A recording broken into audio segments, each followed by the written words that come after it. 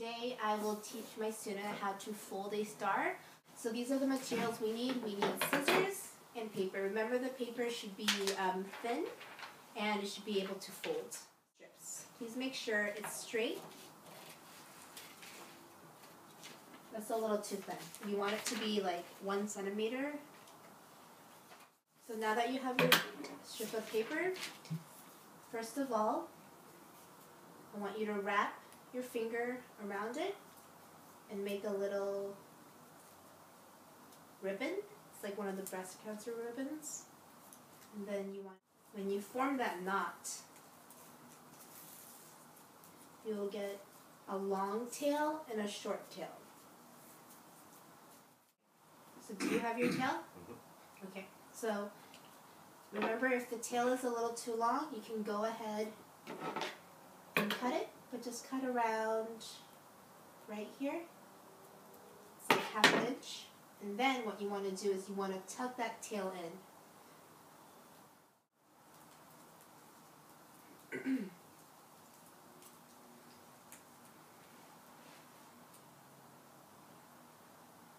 So after you tuck that tail in, you'll have one long tail, and there will be 1, 2, 3 corners. So now, with this tail, you're going to wrap around this. You're going to wrap this around and to make a pentagon. Your form should look like this. It should have 1, 2, 3, 4, 5 angles or points. Within 2 corners, you're going to pinch it in with your nails or with your fingertips so you create a star. Cool. And here's your star. Thank you.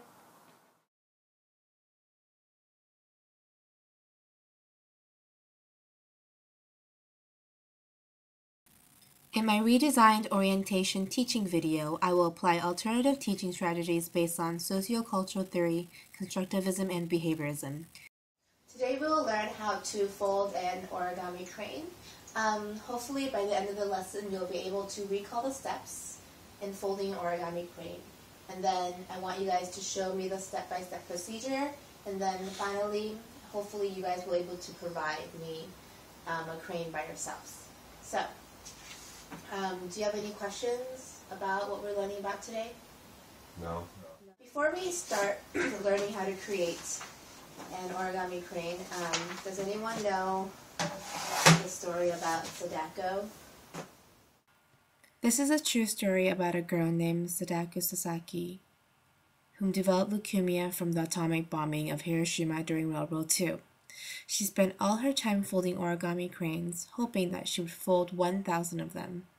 See, Sadako believed that if she folded 1,000 paper cranes, she would be granted a wish. Her wish was to live. She never finished folding 1,000 cranes because she got too weak. When Sadako passed away, Sadako's family and friends folded the remaining number of paper cranes and helped her achieve her dreams. Think of ways to make this world a better place and a peaceful place, and whenever you see a paper crane, you can have a moment to reflect. I would like you guys to observe what I'm doing, and then you guys can exemplify the steps. So before we choose our paper, I want to show you guys the end product that we're all aiming for. So here it is. She taught Tony how to create a origami star with a strip of paper. So by previous lesson, I know that he's more than capable of doing this, and with my guidance, you'll be able to complete this project. Have you ever, have you done origami before?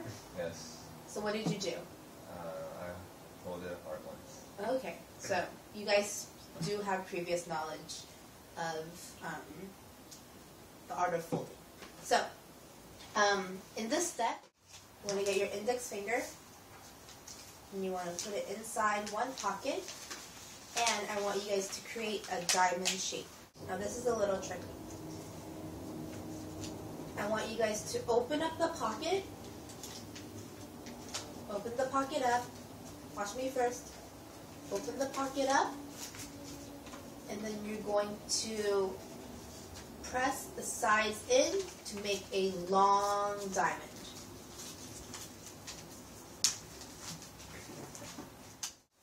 How are you guys doing? Good. Good.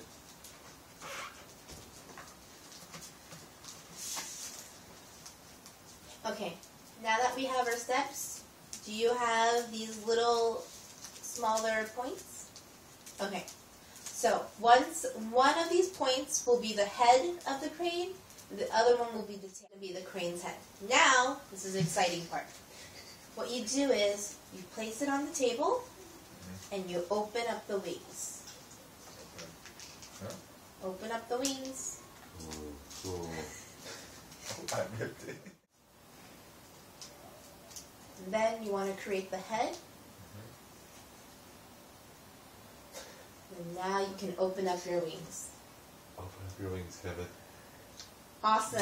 Yeah. So, this is a guide to help you guys.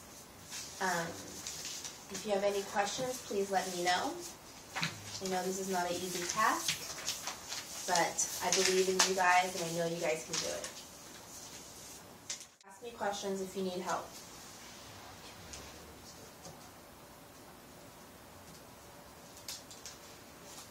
Now what you can do is do the same exact thing on the other side. Remember, these steps, they always repeat itself once. So what you do to one side, you do exactly the same to the other side.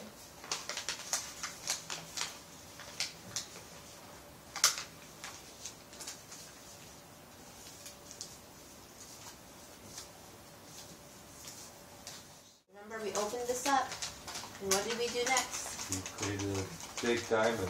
A long diamond. A long diamond.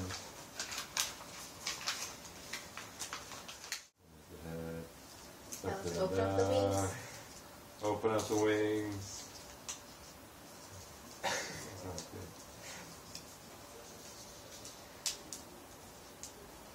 Okay. There's mine. Good job. Alright. There it is. Sweet. Thank you. Thank you. I hope you had fun. Thank you, Joey.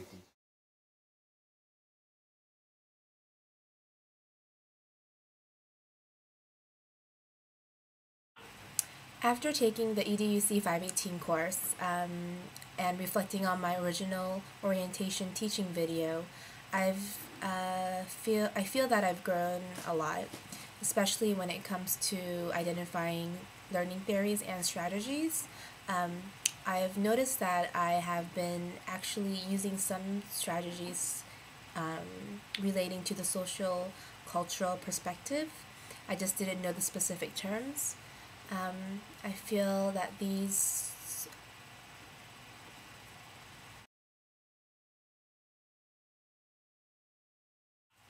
in my redesigned orientation teaching video, I applied alternate teaching strategies based on socioculture theory, constructivism, and behaviorism.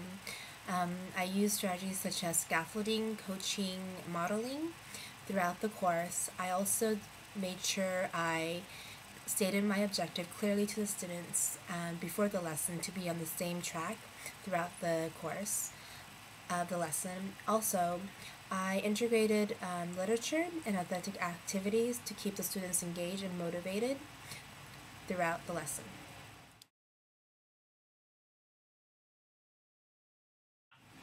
I think one of the strengths of my redesign lesson is that I actually incorporated literature to make a more powerful meaning of why we were doing this exercise. However, I wish I had a longer duration of time for that.